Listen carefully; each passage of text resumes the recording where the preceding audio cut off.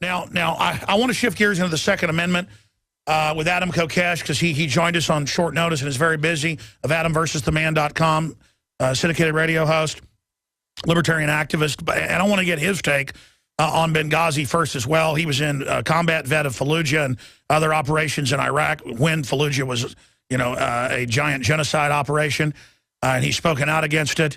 But the D.C. police chief has come out and said, we will arrest Adam Kokesh and open carry protesters. And we're going to play that here in just a moment. But Adam joining us via video Skype. If you're a radio listener, you can go watch the feed at prisonplanet.tv. Adam, what is it like to see? I mean, again, these tyrants always think they're going to get away with stuff. They ordered the stand down, and the globalist-run security force funded by the CIA, that's now on record. Exactly what our incredible sources told us 2 days after it happened. I mean, we broke this again. And I've told my crew, go get our interviews from right after Benghazi. They go, when were they? They were the day after, the 2 days after, the 3 days after. We had Colonel Schaefer on. He got threatened over it. He ran black op, operations against you name it, was ordered to stand down on bin Laden, and that's what he was told. We have all the witnesses. Why would they kill the ambassador? We know there was a weapons cache there they were transferring to al-Qaeda, including heat-seeking missiles. Were they getting rid of the people that transferred the weapons to al-Qaeda? We know they did now. Al-Qaeda's bragged and said, America gave us these. They're shooting down Syrian aircraft with them. You're a Marine Corps vet. You were also in PSYOPs for the Marines. What do you make of what's going on here? Because this whole narrative, we're seeing something, let's not exaggerate, 100 times bigger than Watergate. Watergate was over breaking into the DNC to get the psychological records on your enemies. Nowadays, they just do that by tapping into your internet, and they admit they do it. Which is still wrong. What do you make of the magnitude of what we're seeing historically right now? Well, Alex, I'm grateful for the opportunity to come back on your show and for your coverage of the Benghazi hearing and what's going on right now, the incident in general. It's very important that we shed light on this. But to put it in the bigger context, what does this represent? What is the ultimate crime in terms of the administration that's being committed here? It's that they're making political decisions that cost people their lives. And this is not something new, as you well know. This is simply an incident where we have such clear, obvious facts in front of us. We can take this to the American people and say, look, this is what your government is doing. It is undeniable. There is evidence. There is testimony. It is absolutely clear that decisions were made for political reasons, and they resulted in the deaths of Americans who were supposedly honorably serving their country. What do we have now in our foreign policy around the world? What do we have with the domestic policy being created by this administration? It's the exact same thing, except that people are able to bury their heads in the sand when they don't have this evidence thrust in their face. But Alex, you know as well as I that there's a preponderance of evidence, that if anything, Benghazi is just the cherry on top of this, where they're saying, all right, here it is, we have this particular incident. But if you look to every crime committed by the American government, by the Obama administration, what they actually did in Benghazi is relatively insignificant compared to the bailouts and TARP and the ripoff of the American people at the behest of the banking class,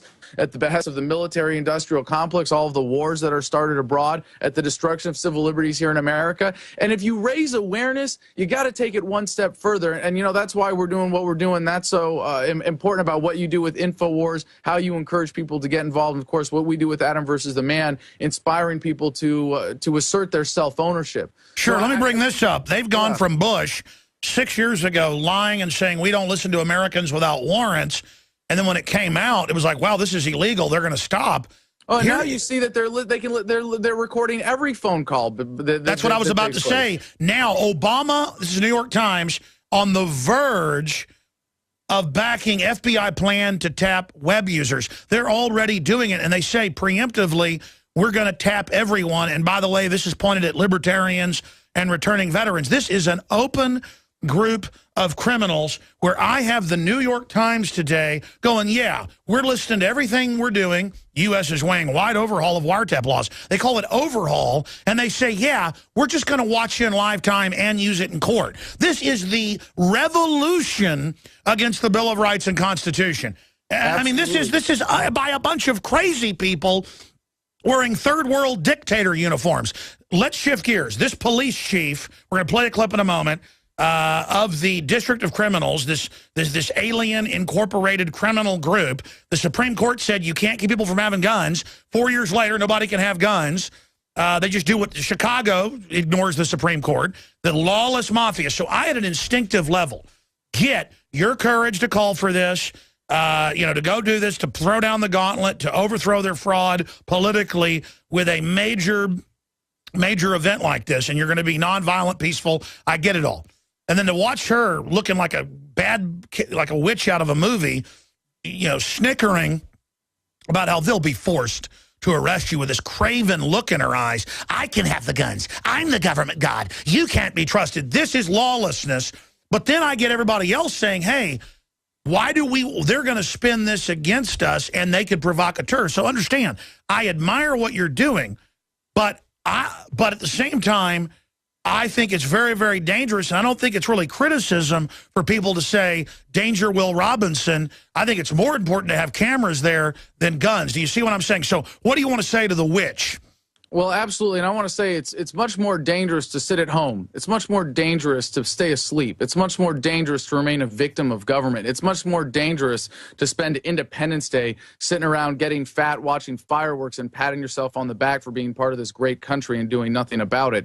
And we have already scored a major victory with this. I think you can appreciate what we have done, Alex, is provided this response from the chief of police, who has made it clear that she is a criminal, that she intends to break the law on Independence Day, and she intends to violate the constitutional rights of fellow Americans despite the ruling from the Supreme Court. And I was a little reluctant to come on and discuss this today, as you know, and we have some particulars that we're going to be announcing in the next few weeks about this march as it develops, as we see the support grow exponentially, as we see more and more law enforcement officers who are oath keepers rather than oath breakers sign on our side, and they will be accompanying us and providing an escort. But I'm ready to tell the chief of police right here publicly that she's put herself in a lose-lose situation.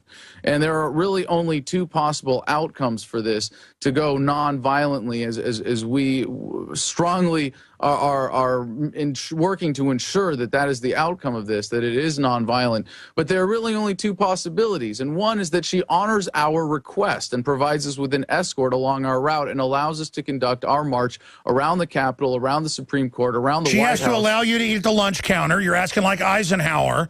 When people wouldn't let blacks go to school, you're asking her to actually protect the Bill of Rights and Constitution and to join you against treason. Is that what you're saying? Absolutely. But here's the other alternative, Alex, and this is what I'm calling on people to join us for now, and why I'm asking people to RSVP specifically to this event on Facebook as the way that we are going to count our numbers and make sure that we have the critical mass and the strength to do this. And it looks like we are already there, nearly 3,000 RSVP. This thing is really taking off, and I'm so grateful for everybody who's made this commitment to stand with me. But if she does not respect the rule of law, we will shut her down. And what I mean by that is we will overwhelm them with people engaging in civil disobedience on this day, willing to risk arrest, either through crossing that line, carrying a loaded firearm, or within the District of Columbia, doing whatever it takes to say that we will not be silent, we will not just obey, we will not go silently into the night, we will stand up, we will fight, we will disobey unjust laws, and we will make the enforcement of unconstitutional regulations untenable for law enforcement. Well, so now I know why you were reticent to break this here. I didn't know that you were going to double down and say, I guess like the end of V for Vendetta. Can you guys look on YouTube and find the final scene or the end of V for Vendetta when people all put the mask on and go through the soldiers? Because even if they fire like Tiananmen Square, they will lose. This will not go like China. Is this what you were really planning, Adam?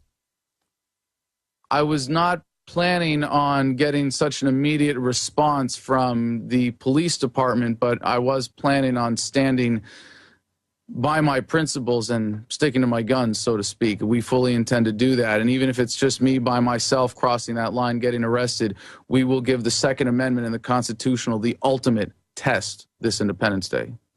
Well, there's no doubt the government is totally and completely out of control on every front. Right now, by the way, they've even cut the Benghazi hearing off C-SPAN 1 to 2 to 3, and they're talking about not even having the hearing now. This is a total meltdown. You've got congressmen saying death is part of life. We've got them admitting that there was a stand-down ordered. This is unbelievable, the history that we're seeing unfold right now here on air. I mean, I just have trouble even being on air when such historical things happening. A mother of one of the dead is saying that she blames Hillary. Hillary's in the spotlight. Remember her throwing a fit and saying, what difference does it make, like a baby, you know, just showing her bravado. I remember her saying that. I mean, this is unprecedented. We've got live coverage at Infowars.com, and we've also got live coverage going on right now that we're seeing at drudgereport.com. And there's a major study out that I just mentioned. Gun crime has plunged, but Americans think it's up. So the LA Times actually just kind of redid the article that I was just mentioning earlier that Zero Hedge covered, actually showing the statistics. Unbelievable. More guns, less crime. That's what the Professor Lott's info has shown. 69% drop in actual shootings, 49% drop in violent crime, but only 12% of Americans believe gun crime has fallen. And by the way, this is from FBI.gov and the Justice Department. They now have the official report out. So you see, I've been saying with our statisticians, 49% drop in violent crime. Alex, this is a lot bigger than the firearms issue in the Second Amendment. This is about the people's fundamental relationship to government and whether we're going to be obedient wage slaves or whether we're going to be free, sovereign individuals. And I want to make clear exactly what I'm facing and what I'm calling on people to do if they join me. I'm going to be facing a felony charge of that includes a sentence of up to 5 years and $5,000 in fines. And I'm willing to take that risk. I'm willing to face that and force the court case in order to force the issue and give the Second Amendment the ultimate test in my particular act of civil disobedience that day. If that's how it goes down, it's going to be very peaceful, very controlled. We are going to send people one at a time and who are volunteering to be arrested on the same charge who want to join me. But broader than that now, that this is the threat, that they have declared the District of Columbia a constitution-free zone. We are calling for everybody who would like to join us in civil disobedience that day to swarm the Capitol, to overwhelm the law enforcement, to make it clear that if they're not even going to respect their silly little rules, we will make their job impossible. You don't have to bring a gun. In fact, you can come to our event unarmed. We highly suggest coming with a camera. We want to make sure that this is documented and everybody involved is held fully accountable. But if you want to go into the district unarmed, if you want to go in with a camera, if you want to commit another act of civil disobedience, I can think of no better way. Yeah, because by the way, they get in your face there. I mean, you could be at the park with a camera and they walk over to families and want you to know you're in North Korea. I mean, you live there. That's why you know how hellish it is. I mean, the government runs around on power trips, foaming at the mouth with the same look in their eyes North Korean despots have. It is a spirit of disgusting filth. And right now, Benghazi is burning them down.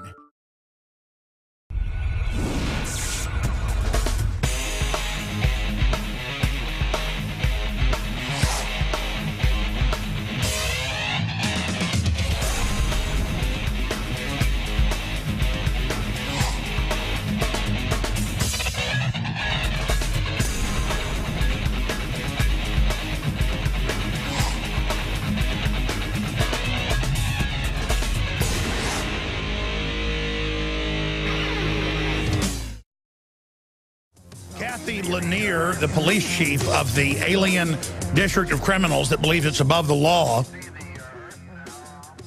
Imagine the Supreme Court said 4 years ago, your laws are all unconstitutional. They're still all in place. They say if you jump through 45,000 flaming hoops on a blue moon when the Easter Bunny, you know, sacrifices 9 children to the goblin god, then maybe you can have a gun permit if the criminals want to give it to you. And you see a 49% drop in violent crime, a 69% drop in survived shootings. That's the headline. I mean, I've got all the statistics here. LA Times is running with a 39% drop in gun crime. But that's just one little thing they snip it out. It's well over 50. And that's all in the firearm violence report. Adam Kokesh is our guest, and you see her. Let's play a clip of her and then get Adam Kokesh's take on this. And then I'm going Benghazi. I know Catherine Albrecht's coming on. I wanted to get her on about Google censoring people and stuff. Let's get her on at the next half hour because of Benghazi breaking news. If not, we can do her next week. Get her on the show next week. Let's go ahead and go to a woman in a costume acting powerful. She gets a gun, you don't, slave. That's what this is. Here it is. Chief, what can you tell us about the man? I don't actually know where he lives, but he's an internet radio talk show host, and he says we need to push back against the government a bit. And the way to do that is to take some armed guns, rifles, what have you, put them on our backs, and march across Memorial Bridge on July 4th. Will they be allowed into the city? Well, first of all, I want to clear up, there's a difference between civil disobedience, which I think is this is being portrayed as a civil disobedience, and actually violation of the law. I mean, there's two different things here. So civil disobedience, people come to Washington, D.C. to protest policies and government policies. And you arrest them all the time. No problem. But when you no problem with you, witch? with firearms and you're not in compliance with the law, now you're talking about a criminal offense, and there's going to be some action by police. So obviously we have not, there's no permit that has been filed by the organizer. We have not made contact directly with the organizer yet, but we will, and we'll make sure that they understand that if they want to pass through the District of Columbia with firearms, as long as they're in compliance with the firearms laws for transportation of firearms through the district, we're all for it. But passing into the District of Columbia with loaded firearms is a violation of law, and we'll have to treat it as such. Here's what Adam Kokesh told the listeners on his internet program a short time ago. Oh, how evil. I think it's time we stand up in critical mass and say, no, we're not just going to cower before your tyranny, Washington. We are not simply going to bend over and take it from the district of criminals. We are going to march.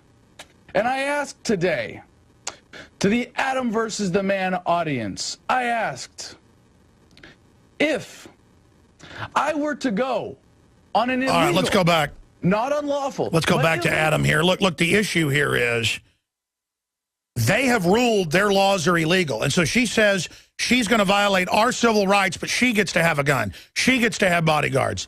She gets to sit up there and play the part of God while this is an illegitimate government that says our military is under NATO UN rule. Okay, America has been hijacked. These people, I don't care. Notice the uniforms get bigger, the stars get bigger, the outfits get bigger, the red carpets get bigger, the more illegitimate they are. In Mexico, in North Korea. We are not North Korea, witch. What do you say to her going out to break, Adam?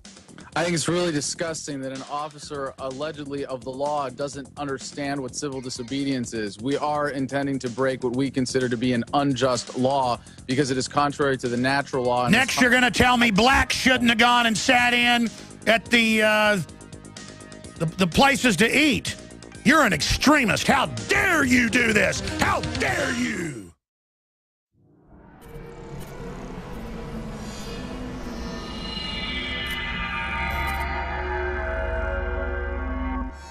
Hi, Ted Anderson, president of Midas Resources. With over 30 years of experience in the precious metals business, I can tell you without a doubt, we are facing the most dangerous and volatile times, not just in the United States, but worldwide. Peace of mind is gold and silver. Now is the time to invest in gold. When it comes to bullion coins, our prices are competitive and the closest to melt. If it's numismatics you're looking for, we have some of the best deals out there. Visit MidasResources.com today or go to Infowars.com and click on the link to see our daily specials. Here's an example of one of our long-term specials we've been offering for more than a year. 2 silver dollars from the turn of the last century, plus 2 powerful films, The Obama Deception and The American Dream. We also add in the book Dishonest Money, all for $72 and free shipping. The most trusted name in precious metals is Midas Resources. Call 1-800-686-2237 or go to Infowars.com. I'm Ted Anderson with Midas Resources.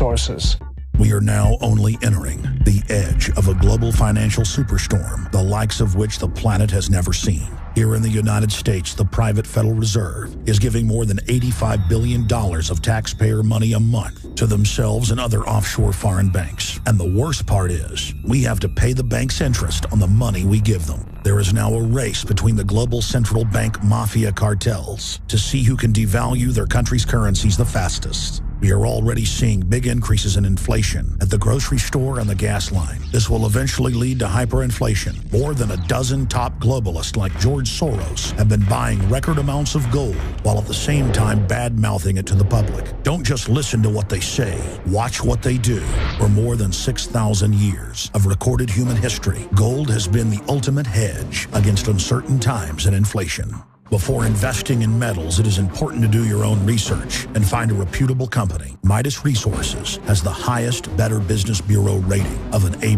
Unfortunately, very few precious metal companies can boast that. Midas Resources has assembled one of the most educated, researched, and professional teams of brokers in the industry. The evidence is overwhelming. In uncertain times, gold and silver is safe harbor.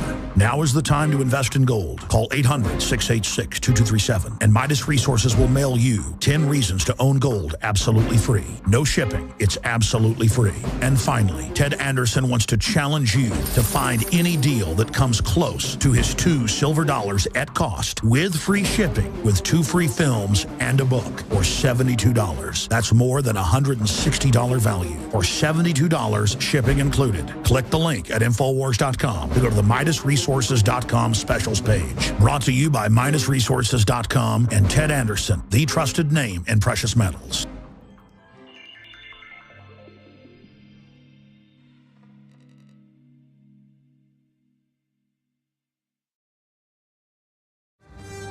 Well, Elijah Cummings is whitewashing Benghazi, saying death is part of life. So don't make a big deal out of it, buddy. See, they're going to decide when a death is important. Kill a million plus Iraqis? It's a good price to pay for security in the Gulf. Madeleine Albright. At that time, it was 500,000. Now it's 1.5 million. So she was very proud of that then. She's proud of it now. And when they say it's a good price to pay, you know, take all your liberties. So they're secure in their criminal activities. So like, death's part of life. Big deal, ambassador dead. And the government's like, well, this is one of our own. Now you get it. You're all expendable morons until you have a Bill of Rights and Constitution that's enforced. Adam, I've been ranting a lot. Adam versus the man. People just joined us. He's planning on the Armed Peaceful March on D.C., a civil rights march, like going and sitting at the front of the bus or going into the lunch counter and demanding you be served. And, of course, I was being sarcastic, telling him, how dare you. I get why people are so timid. If people are freaked out by me going on Red Coat Show and going, you want our guns, it's going to cause a civil war, back off. If so-called conservatives and libertarians literally defecated in their pants over that, what you're doing is like a nuclear bomb going off compared to that. So again, I get your right to do it. I get they can come against us and do all sorts of stuff. In my gut, I probably wouldn't have done it. I mean, not just even calling them. I'm not saying you're bad. I'm saying my view, my opinion. But now that it's going, now that it's happening, Adam, we need to make sure there's cameras there and make sure you get as much support so this doesn't get co-opted by the enemy. Go ahead. Absolutely, Alex. Well, I'd like to extend a personal invitation to you and to everyone in your audience, but really to you in particular for this day. I can't imagine a better way to spend Independence Day than engaged in something as important as civil disobedience. And you don't have to bring a gun. You don't have to be a part of my event.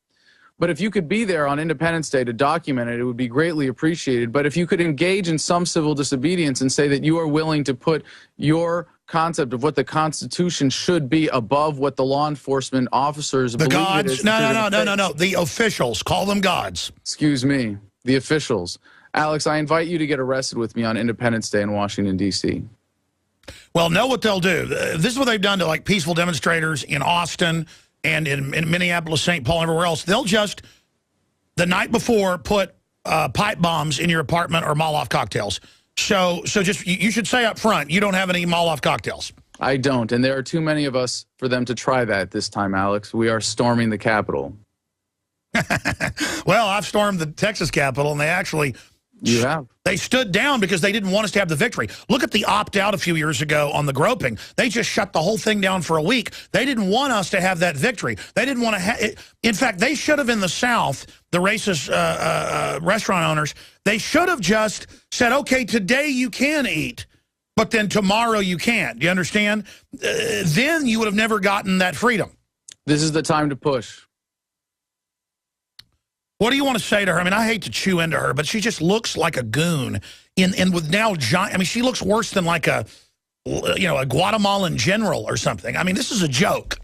I feel sorry for her, Alex, that she's been called out at this point and identified as someone who doesn't care about the Constitution, who would rather be a lackey of politicians than stand up for the people. And if you talk about the effect on the District of Columbia, the murder capital of the world, or the country, if not the world, you see that the effect of their policies has been incredibly destructive. It has been a great boon for poverty and for crime. And I think, if anything, it's time for the American people to recognize that when the government has these kinds of overbearing policies, there are real consequences. This is a very simple, easy way, relatively speaking, compared to what prior generations were called on to do in the struggle, to stand up for what we believe in, to stand up for liberty. You know, I think you're an extremist. How dare you make fun of her costume? I think she should start wearing a Queen Elizabeth crown.